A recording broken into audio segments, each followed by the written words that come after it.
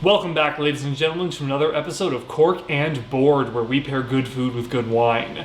On this episode, I'm going to be showing you how to make two different hors d'oeuvres that are great either as appetizers or on their own for a brunch meal. We are going to be making Moonblush Bocconcini skewers and Manitoba egg puffs, which are a family recipe that I've been very fond of.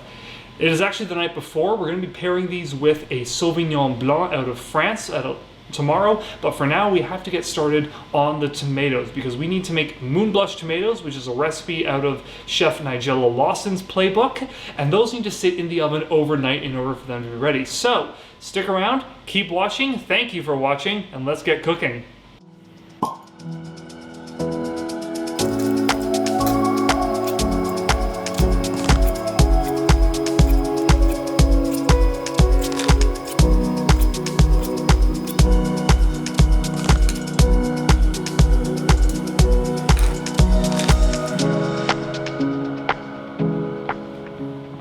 With the tomatoes all cut, there is one key ingredient for their seasoning, and that is Maldon salt.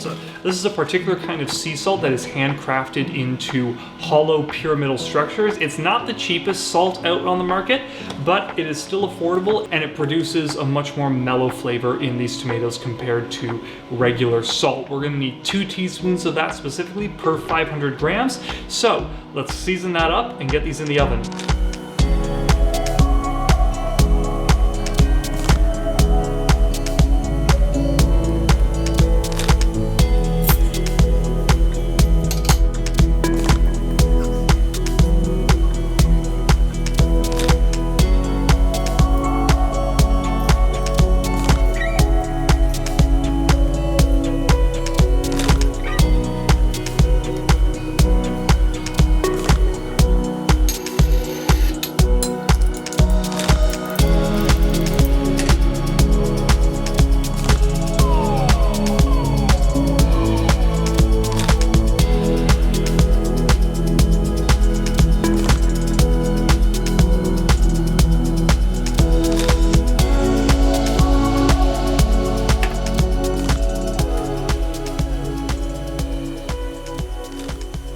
So with the tomatoes now seasoned, it's time for them to go into the oven. We've already preheated it to 450 degrees Fahrenheit. And what's going to happen is those tomatoes are going to go into the oven. We're going to close it up, and then we're going to turn the oven off immediately. And the tomatoes are going to cook purely on the residual heat of that oven overnight while we're asleep, and they're going to be fully ready for us to work with in the morning. So stick around, and we'll see you then. It is now the next morning. We're back in the kitchen after a good night's sleep, and the Moonblush tomatoes are still in the oven. It's gone cold, they're not doing anything, but we're gonna just leave them there while we get on to making our Manitoba egg puffs. These are a very tasty but very labor-intensive dish because you have to have everything ready before you get started, otherwise you're gonna be tripping over yourself. We're gonna get them ready, mixing up our core ingredients of milk, butter, flour, and eggs, but we also need to have our flavor ingredients ready to go, and I'm thinking along the lines of a garlic and herb for this one. So stick around and keep watching. Let's get cooking.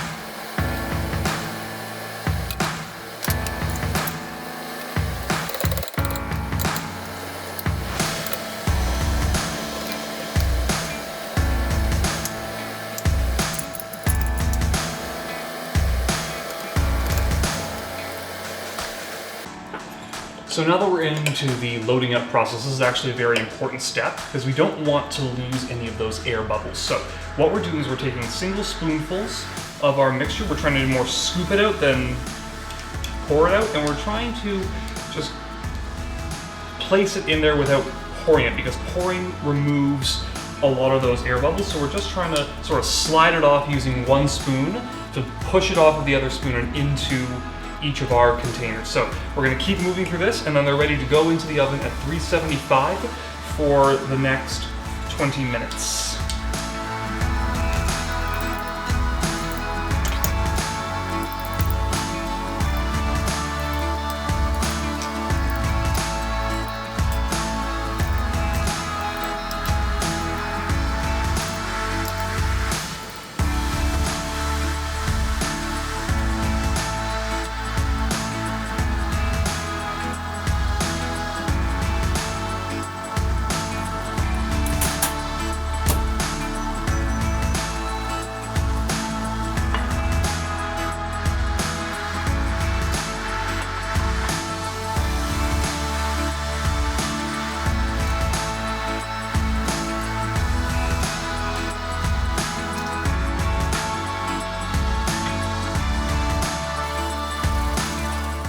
With our Bocconcini bites now done, it is a perfect moment to introduce our wine before the egg puffs come out of the oven. We are having a Sauvignon Blanc today, and this particular one comes out of the Loire region in France, an area well known for Sauvignon Blanc as much as for its castles. This is the Thierry Delaunay. It is a Sauvignon Blanc 2019 out of Touraine. It's reasonably well reviewed at 12.5 with a 12.5% alcohol content. Should be for some good drinking, but let's have that first impression before we get anything else done.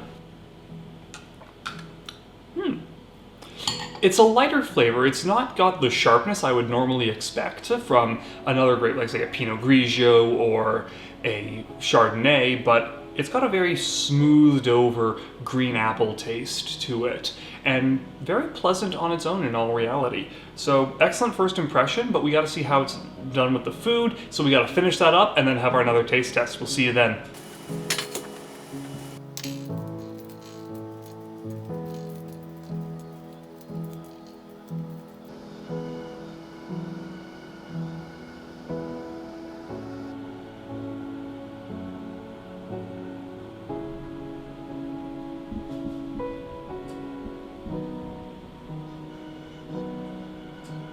All right, everyone, finger food time. We have to finally enjoy all of our stuff. We're gonna start off with these Bocconcini bites. Simple stuff, hors d'oeuvres. You can put them on for brunch. You can put them on for any kind of party. And there it is. There's that cheese coming through. You've got just a little bit of hint from the spicing and then the savoriness of that Moonblush tomato. But how does it all taste with our Sauvignon Blanc?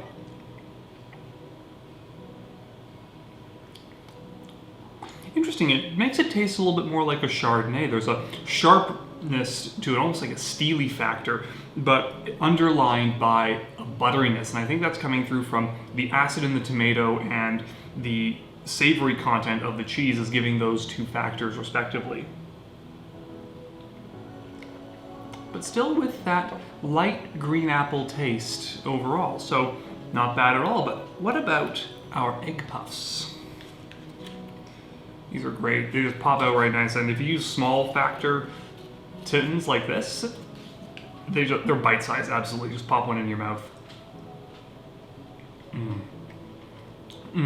Also savory. The garlic, the parmesan, the herbs, all just melding together. There's just enough firmness from having been baked in the oven and the flour giving it, but it's not overdone. It's absolutely perfect.